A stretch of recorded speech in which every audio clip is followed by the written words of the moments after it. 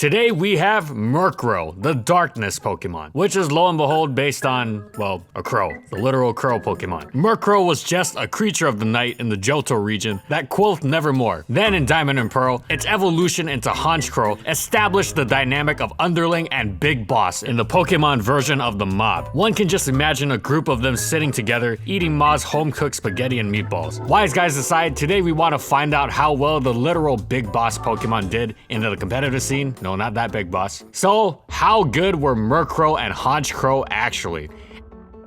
And in this video, we'll be going over these competitive formats.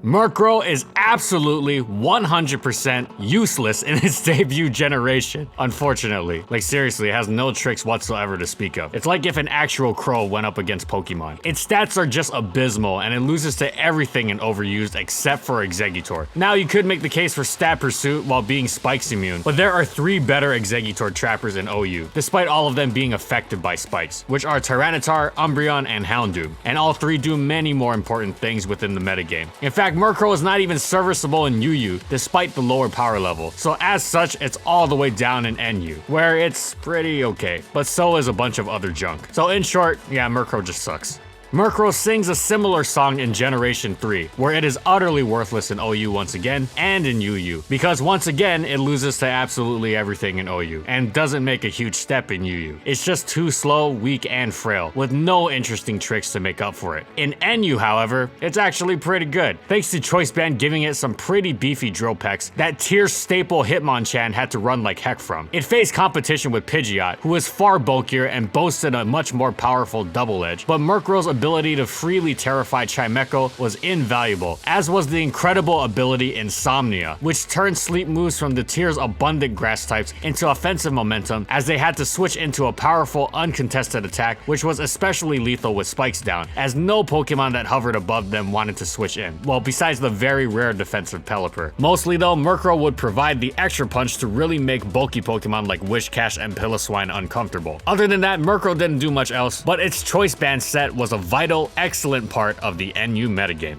Now in Gen 4, Murkrow was one of the lucky Pokemon to receive a new evolution, much like Misdreavus into Mismagius via the Dust Stone. But despite the evolution into Honchkrow, OU was still beyond its reach. However, when it dropped into UU, it terrorized the tier like little else. While it was quite a lot slower, it was similar to Staraptor, in the sense that its monstrous Brave Birds absolutely desecrated staple Pokemon and cores, and a few things that could take it would get dropped by Superpower. In fact, it was so strong that even the -1 attack from a Superpower afterwards hardly bothered it. The few things that could take it also meant bulky resists, because one with only bulk or only resist was meaningless without the other, as seen by regular Rotom getting absolutely walloped by it. Said bulky resist also could not handle Superpower well at all. Even the bulkiest of the bunch, Steelix, was blackened by Heat Wave. And to make matters even worse, Honchkrow's Insomnia let it easily prey on UU's #1 Pokemon, the Sleep Powder spamming Venusaur. And to top it all off, out-offensing it was tremendously difficult because it had incredibly powerful priority in Sucker Punch that would either tear frailer Pokemon apart or at least knock huge amounts of HP off even naturally bulky Pokemon like Intimidate Arcanine. The entire time it was in the tier, the player base had no illusion about it remaining, and mostly spent their days praying for the voting stage to arrive so they could kick it out and play a less chaotic metagame. And unfortunately, after that you won't be seeing much Honchkrow as a result, seeing as it's too slow and frail for the metagame at large. It does have huge mixed attacking potential and is unique in its ability to switch into Breloom Spore. However, its complete lack of a defensive presence, combined with the complete lack of longevity with Stealth Rock, Life Orb, Sandstorm, and Brave Bird recoil, all contributing to a very short time on the battlefield, meant that you were basically better off using Dragonite. However, UU players will remember Honchkrow for the terror it caused them during its brief stay in their tier. Honchkrow once again stood zero chance in OU in the Weather generation, and as we've said many times, UU in Black and White now resembles the previous generation's OU. So even then, Honchkrow was no longer the tier-shattering behemoth it was before, though of course it was still incredibly threatening, especially since it received the amazing ability Moxie from the Dream World. It wouldn't be abusing this trait with Choice Scarf, as it was completely outdone at that role by the mighty Heracross, but it was a tremendous boon for its traditional Brave Bird spamming Life Orb variant. Once it picked up a kill, which was was of course incredibly tough to prevent given that Honchkrow never had issues with its strength, its already vicious Sucker Punch was even more terrifying now, making the prospect of revenge killing even more difficult. However, it wasn't the most popular Pokemon, for it had a host of issues, which were a lack of longevity, speed, and defensive utility, the latter two making it hard to safely get in to start ravaging things against the stronger, faster metagame. The popularity of fighting types was also a huge blow for Sucker Punch fun, especially Cobalion, as it boasted a quadruple resistance on top of getting an attack boost upon being hit by it, thanks to its ability Justified. In fact, Cobalion's natural physical bulk was tremendous to the point that even with Stealth Rock up, it could tank a max attack Life Orb Brave Bird and the follow-up Sucker Punch, even if both moves got the maximum roll. This example also illustrates the longevity issue. With Honchkrow's problems getting on the field, and then the massive recoil it took for attacking, it was pretty much immediately dead. Of course, it usually takes something and a half with it, but players generally preferred safer nukes, such as Choice Band Druddigon, that had better longevity, defensive typing, and bulk. Basically, it offered a lot more for a team such as Checking Zapdos, who is one of Honchkrow's biggest enemies. Honchkrow just didn't match up well against most of the metagame, and that made it hard to pull off. However, it was still decent enough to be considered underappreciated, and was devastating on the rare occasion it was used by a brave, resourceful trainer who knew how to get it in and take advantage of the gaping hole it would leave in the opponent's team, usually on a viciously calculated hyper offense team. Now, we're not quite done with Gen 5 yet in singles, since it is worth mentioning that thanks to Eviolite and the Dream World ability Prankster, Murkrow was able to be somewhat bulky with priority healing that allowed it to pull off tricks like Mean Look and Perish Song. It was gimmicky in every tier, and even the more reliable Calm Mind Feather Dance set still wasn't very viable at all the way down in NU, but it's still something. So good job, I guess, for Lil Hat.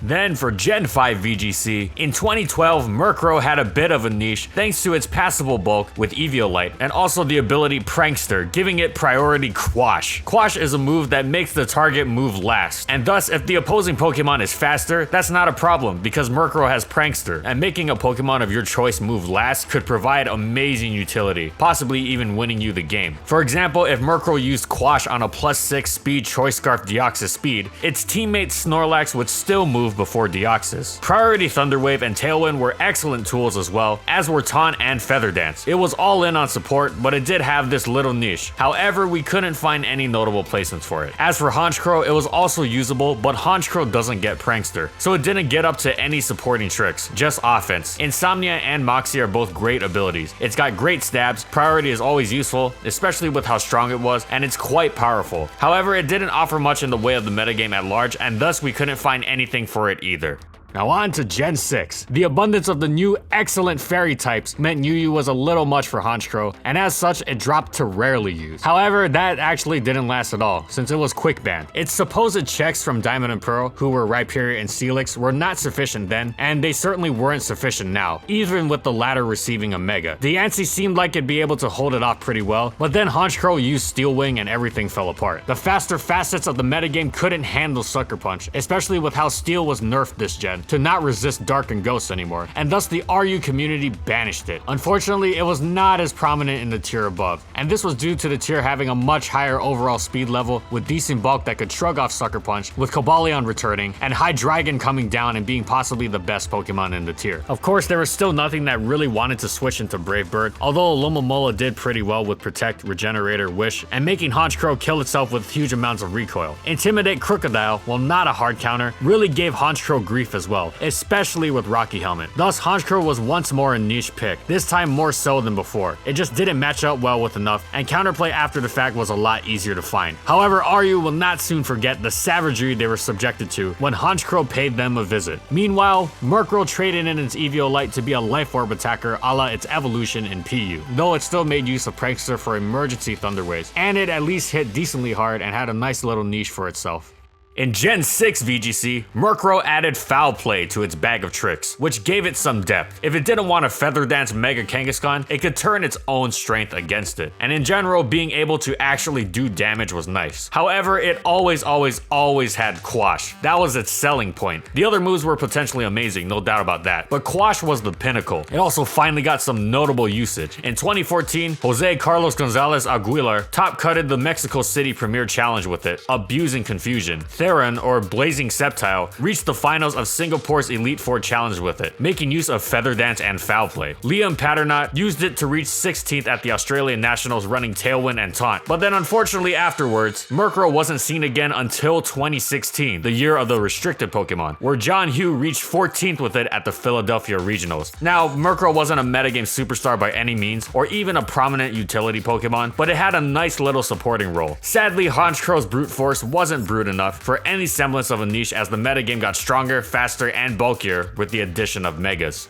In Gen 7, even the RU metagame got faster, stronger, and bulkier, and as such, Honchkrow fit right in this time around. It was high maintenance thanks to its flaws, making it even harder to justify on a team, but for hyper offense teams that had a limited window of turns which needed to be translated into KOs, or at the very least relevant damage off of which they could then capitalize, Honchkrow met all of those requirements with its trademark Brave Bird Sucker Punch superpower combination, terrorizing everything as usual, sure to leave a sizable dent, and with how every slot was crucial, the damage done would not be in vain, as the opponent would have a hole left in their defenses, which a well-built team could exploit. Now, it didn't bother with Z moves because it needed the power on all three moves it never left home without. Sucker Punch was also invaluable as a way of offensively checking terrifying threats without ceding momentum. It would flip the tables as it cleaved right through Salazzle, Swellow, and Dragon Dance Flygon, stopping their offensive momentum while putting the opponent on the defensive. Murkrow even got a little depth to its game, helping its teammate even more with the ability to pursue the incredibly common Bronzong, a key defensive Pokemon in the metagame. Coming in on Dual Blade Shadow Sneak and providing relevant chip damage was also an excellent trait. Overall, the general power creep allowed Honchkrow to settle into a solid niche in the Gen 7 RU metagame.